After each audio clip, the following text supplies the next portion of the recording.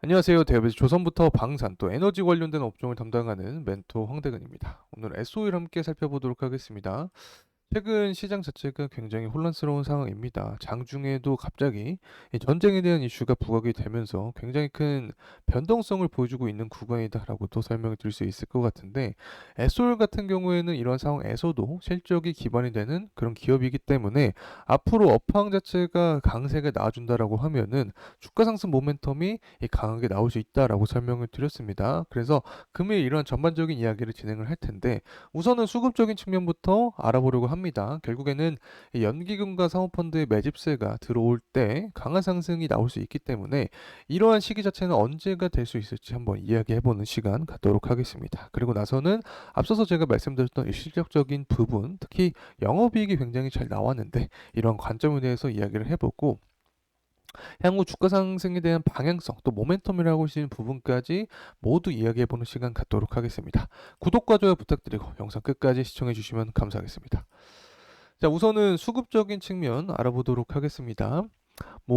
전일 보게 되면 연기금과 사모펀드가 매집을 해주고 있습니다. 특히 최근 한 달 동안의 동향을 살펴봤을 때 연기금이 좀 꾸준하게 매집하고 있는 모습을 보여주고 있다. 자, 사실 연기금의 매집세는 당연히 호재성 이슈로 존재하는 것은 여러분도 다 아실 거라고 생각을 합니다. 하지만 제가 사모펀드를 좀 주목을 하고 있죠.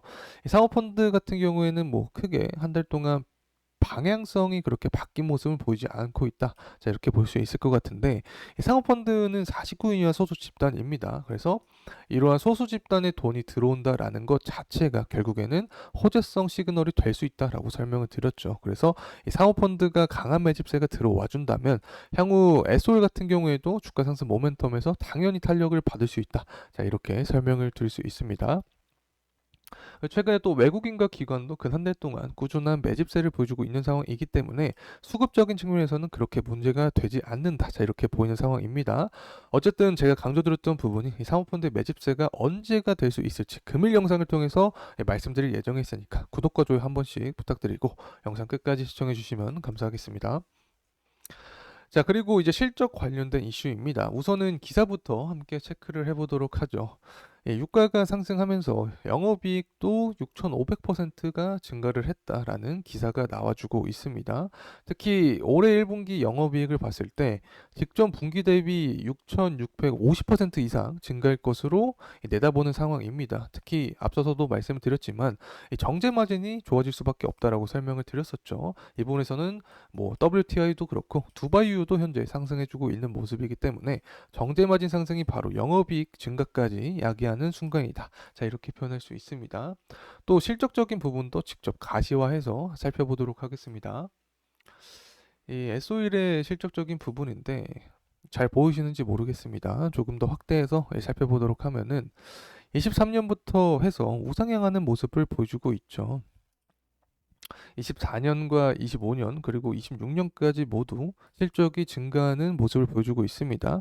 영업이익도 마찬가지입니다. 영업이익도 매출액과 더불어서 계속해서 상승하는 모습인데, 앞서서 제가 설명드렸던 부분이겠죠. 결국에는 정제마진이 상승한 부분이 결국에 실적적인 부분까지 영향을 주고 있는 상황이다. 자, 이렇게 볼 수 있습니다. 자, 우리가 매출액과 영업이익이 증가를 했기 때문에 당연히 EPS와 BPS도 늘어났다라고 가정을 해볼 수 있겠죠. 자, 실제로 살펴보게 되면 EPS도 24년까지 강한 상승을 나온 뒤에 그 이후로는 이 부분을 유지해주고 있는 상황입니다. 그래서 실적적인 부분도 괜찮은 모습을 보여주고 있다. 특히 기업의 주당 순자산 가치인 BPS도 증가를 해주고 있기 때문에 우리가 이 부분은 긍정적으로 바라볼 수밖에 없게 되는 거죠. 그래서 고유가 상황에서 가장 혜택을 볼 수 있는 종목 중에 하나가 SOL이다. 특히 실적적인 부분이 기반이 되어 있기 때문에 SOL을 주목을 해볼 수 있다는 점 다시 한번 말씀을 드립니다. 어쨌든 실적 관련된 이야기는 여기까지 넘어가도록 하고, 이제 유가와 SO일의 관계성입니다. 파란색 선이 유가, 보라색 선이 SO일의 주가인데, 이 파란색 선이 하락을 할 때 보라색 선도 하락하는 경향이 있죠. 그리고 또 중간중간 상승할 때 보라색 선도 상승하는 경향이 있습니다. 하락할 땐 하락하고. 그래서 우리가 이 부분을 통해서 100%는 아니지만 유가와 이 SO일의 주가의 상관관계에 대해서 파악을 할 수 있는 거죠. 그래서 앞으로 유가의 방향성에 따라서 SO일의 주가도 향후 방향성이 바뀔 수 있다는 점 다시 한번 말씀드리고, 오늘 그 관점에 대해서 디테일한 부분 설명을 드리도록 하겠습니다. 그래서 전일 같은 경우에는 한 소폭 하락을 한 채로 마무리를 했는데 애프터장에서 또 소폭 반등을 해준 모습입니다. 뭐 3거래일 동안 유가는 그렇게 지지부진한 흐름세를 보여주고 있다라고도 표현할 수 있을 것 같은데 어쨌든 최근 들어서 기조를 봤을 때 근 한 달 동안은 계속해서 상승해주고 있는 모습을 보여주고 있는 거죠. 그래서 전반적으로 이렇게 유가가 상승할 때는 앞서서 확인했듯이 S오일의 주가는 비례해서 상승할 확률이 높다는 점 말씀을 드립니다.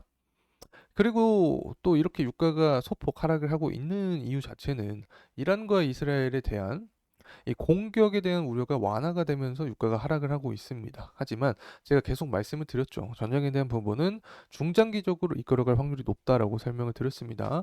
특히 미국의 원유 재고량이 현재 증가를 하는 그런 예상을 하고 있기 때문에 유가도 하락을 하고 있는데 이 전쟁에 대한 리스크가 완화되었다라는 부분은 사실 기사가 나오게 되면은 단발성 이슈로 하락을 이끌 수 있다라고 설명을 드렸었죠. 그리고 미국의 원유 재고가 증가한다. 자, 이 부분도 사실은 거의 일주일마다 나오는 수치이기 때문에 단발성 이슈다라고 설명을 드렸습니다. 어쨌든 전반적으로 이런 이슈 자체가 유가 하방 압력을 현재 초래를 하고 있고 때문에 S오일의 주가에도 변동성 있는 그런 모습을 현재 야기하고 있다. 이렇게 말씀을 드립니다. 이 부분은 어쨌든 결국에 제가 강조드렸던 부분이죠. 전쟁에 대한 리스크가 장기화될 확률이 높다. 자, 이 부분 얘기하고 있는 거고 특히 11월 대선을 앞두고 전쟁에 대한 부분이 더 가시화될 확률이 높습니다. 7월, 8월 전당대회 앞두고 가장 지지율을 끌어올리기 위한 효율적인 방법이 전쟁이다라고 설명을 드렸었죠. 그래서 다시 한번 전쟁 리스크가 나오게 되면 유가를 상승을 일으키고 S오일의 주가 상승 모멘텀까지 발생시킬 수 있다는 점 말씀을 드립니다. 그리고 이 부분은 뭐 세계 지도를 통해서 제가 전쟁에 대한 이야기를 설명을 드렸던 건데 이스라엘이 먼저 시리아에 있는 이란 영사관을 공격을 했다라고 설명을 드렸었죠. 그리고 이란도 보복성 공격을 하고 있는데 이렇게 전쟁이 장기화되면 주변 산유국까지 영향을 미칠 수밖에 없다라고 설명을 드렸습니다. 이란 옆에 뭐 이라크도 있고 쿠웨이트도 있고 주변 산유국이 밀집돼 있기 때문에 원유 공급 제한을 받으면서 유가 상승을 강하게 이끌 수 있다는 점 말씀을 드립니다. 더 나아가서는 뭐 이란 밑에 있는 호르무즈 해협까지 영향을 주면서 해상 운임 상승을 유발할 수 있겠죠. 그러면 해운주까지 수급이 돌 수 있다는 점 참고로 말씀을 드립니다. 이 부분은 공급 이슈인데 최근에 미국이 베네수엘라를 석유를 제재하겠다라는 이슈가 나와주고 있습니다. 결국에는 공급을 차단하면서 유가는 상승할 수 있게 되는 거고 특히 수요적인 측면에도 봤을 때도 제조업 지표가 모두 잘 나와주고 있기 때문에 기름에 대한 수요가 증가할 확률이 높다라고 설명을 드렸습니다. 결국 공급은 하락하고 수요는 증가하면서 중장기적으로 봤을 때 유가가 상승하면서 S오일의 주가도 상승할 확률이 높다는 점 다시 한번 말씀드립니다. 하지만 리스크적인 측면이 있다라고 설명을 드렸었죠. 항상 유류세 인하에 대한 이야기가 나와주면 고유가에 따라서 정유주가 상승했던 그 시기에도 유류세 인하 때문에 리스크적인 측면이 반영이 되면서 정유주가 모두 하락한 모습을 보여주었다. 그래서 이 부분은 우리가 리스크적인 차원에서 알고 가야 된다라는 점 다시 한번 말씀을 드립니다. 자, 이상으로 차트적인 흐름 살펴보려고 합니다. S오일의 현재 흐름 자체는 23년 하반기부터 지금까지 그래도 이 상승에 대한 기조를 유지를 해주고 있는 상황이다. 이렇게 볼 수 있는데 가장 중요했던 부분이 바로 유가였죠. 처음에는 후티 반군이 홍해 공격을 해 주었고 또 우크라이나가 러시아의 정유소를 공격을 해 주었고 그리고 나서는 이제 이스라엘과 이란의 공격까지 전쟁 리스크가 계속해서 부각이 되었던 상황입니다. 그래서 전반적으로 23년 하반기부터 지금까지 계속해서 고공행진하는 모습을 보여주었다. 이렇게 설명을 드릴 수 있는데 최근 들어서는 다소 약한 모습입니다. 왜냐하면 중동의 전쟁 리스크가 완화된 분위기고 여기에 더 나아가서 유가 흐름세도 원유 재고가 증가했다라는 그런 전망이 나와주면서 약한 모습을 보여주고 있기 때문에 S오일의 주가도 이 부분에 반영이 되고 있는 상태다. 이렇게 설명을 드릴 수 있습니다. 어쨌든 추가적인 주가 상승 모멘텀이 나와주게 된다라고 하면 우선은 121선을 돌파해주는 여부가 중요하다라고 보고 있습니다. 이 구간에서 투자 심리와 매물대가 많이 자리 잡혀 있는 구간이기 때문에 120선 구간을 돌파하는 게 중요하다. 그리고 이러한 주가 상승 모멘텀은 결국에 11월 대선을 앞두고 정치 싸움을 하는 그런 상황에서 지지율을 끌어올리기 위한 전략을 펼칠 확률이 높다라고 설명드렸고 가장 효율적인 부분이 전쟁이다라고 말씀을 드렸었죠. 그래서 전쟁에 대한 리스크를 부각하게 되면 유가 역시 상승하게 되면서 S오일 주가도 상승 모멘텀을 받을 수 있다는 점 다시 한번 말씀드립니다. 자, 이상으로 S오일에 대한 영상 마무리하도록 하겠습니다. 감사합니다.